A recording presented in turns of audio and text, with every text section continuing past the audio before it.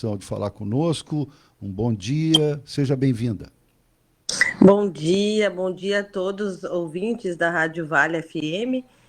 Muito obrigada pela oportunidade, né, de estar aqui conversando com vocês. E, primeiramente, queria me apresentar, né?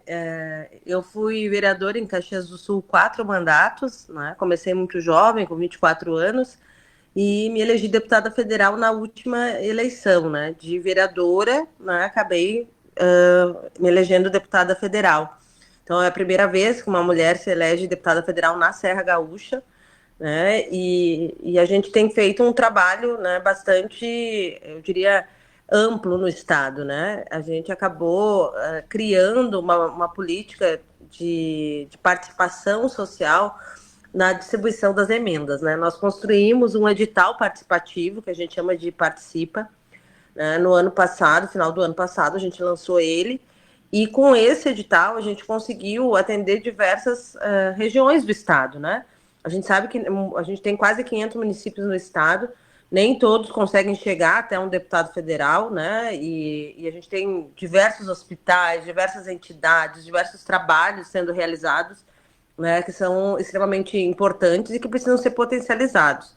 Então, a gente construiu esse edital, onde a gente separou 10 milhões para o edital. Desses, a gente acabou, então, contemplando 50 projetos, né, e todos emendas de 200 mil.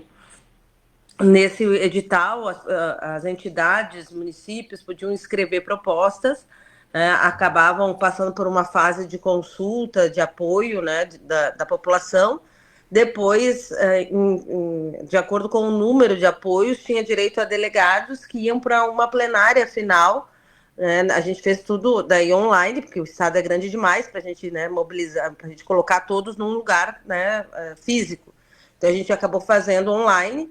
E aí os projetos eram apresentados e cada delegado votava na proposta, né? Na proposta que entendia, na verdade, em 3 propostas, né? Então, normalmente o delegado vota na sua proposta e mais 2. Então, a gente viu aí uma participação muito grande do Estado, né, como um todo. A gente teve, no total, 235 propostas escritas.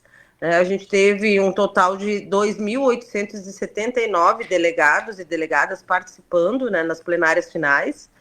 E, no total, a gente teve 74.347 pessoas que participaram das votações.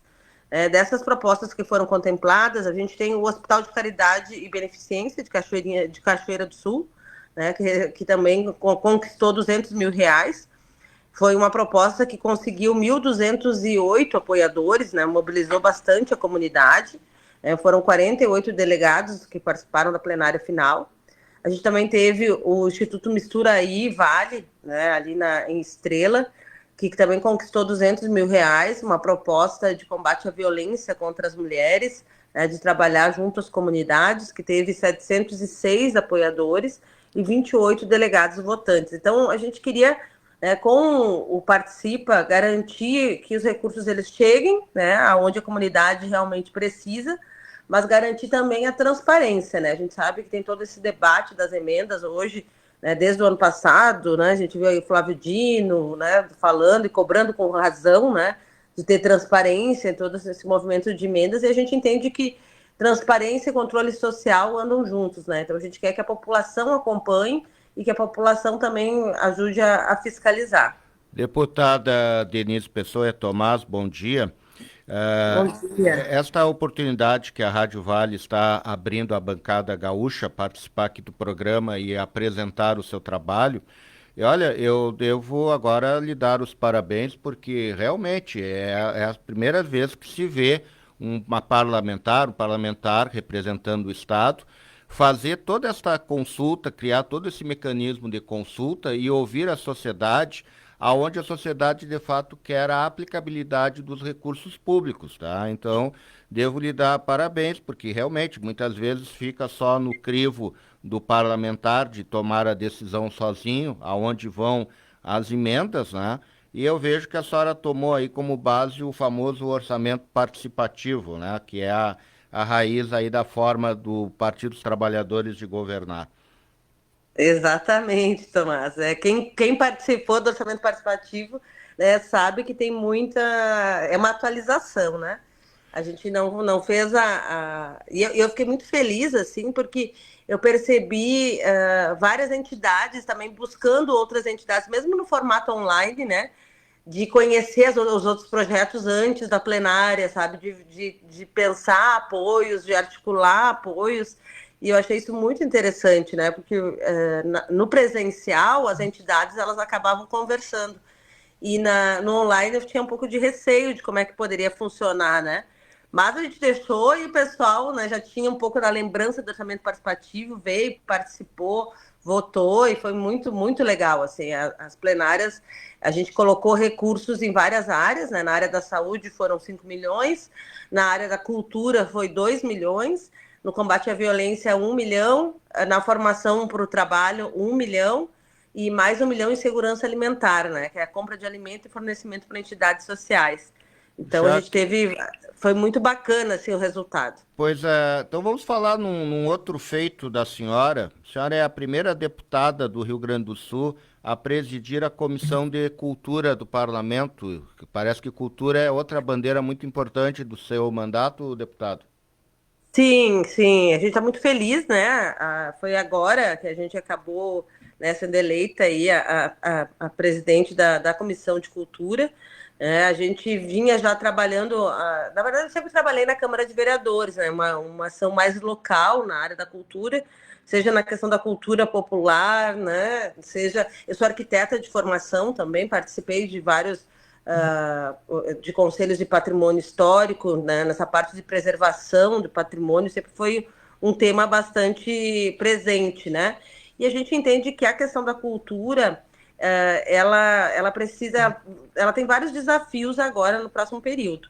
A gente tem o debate do Plano Nacional de Cultura, que foi um plano construído com participação social, discutido em todos os estados brasileiros e que precisa ser aprovado.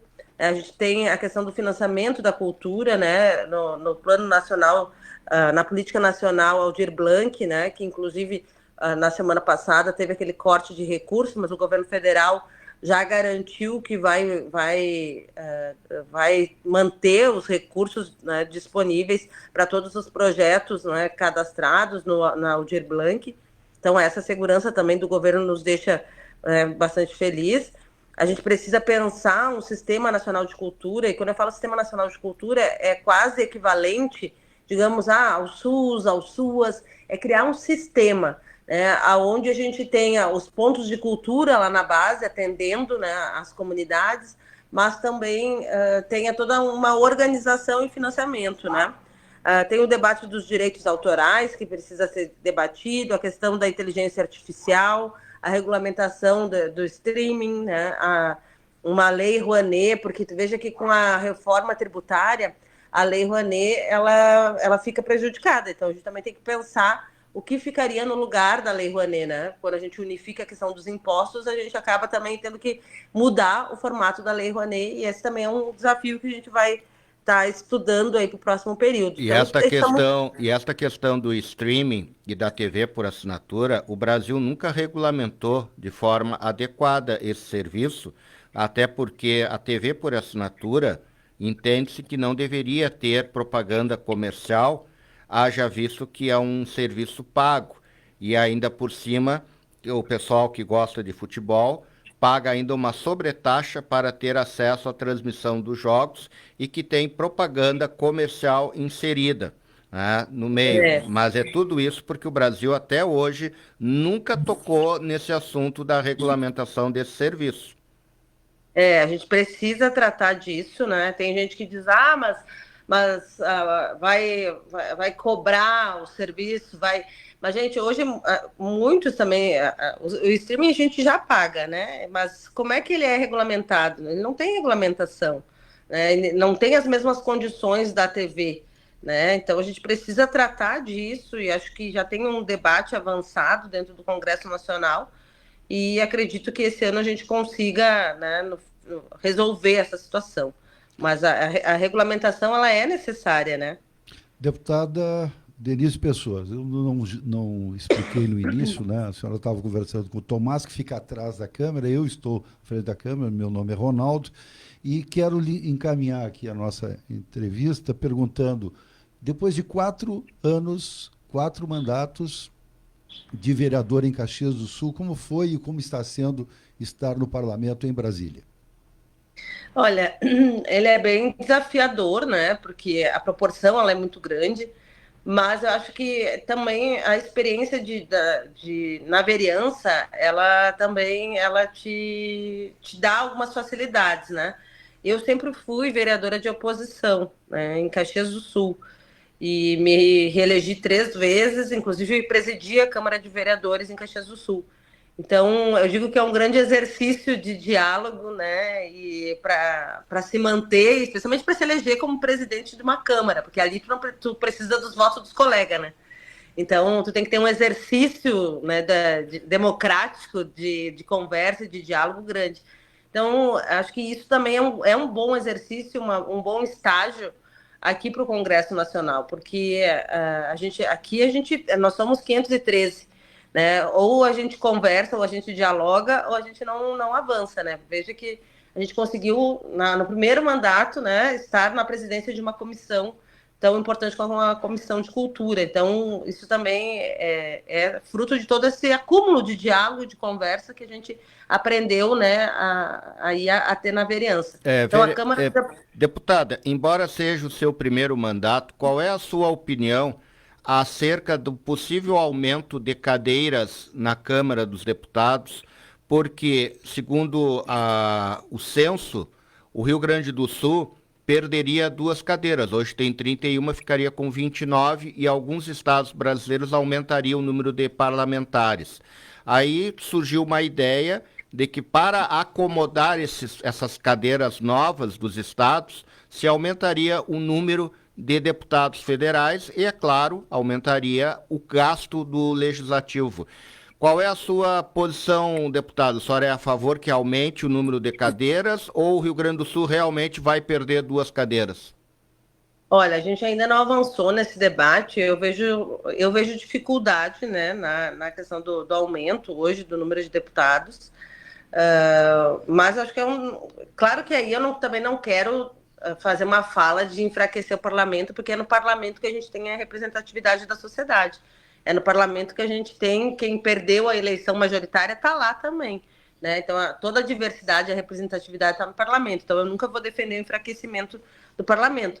Mas eu entendo que talvez nesse momento seja complexo, né, defender o aumento do número de deputados, né? Mas claro que isso aí vai ser feito de forma coletiva, né, e vai ser debatido mais à frente. Mas nesse momento não teria essa segurança de entender que seria melhor aumentar o número. Deputada Denise, muito obrigado pela sua disposição de falar conosco aqui e já a convidamos, se um dia vier a Cachoeira do Sul, a estar aqui no nosso estúdio. Com certeza, muito obrigada, Ronaldo, Tomás.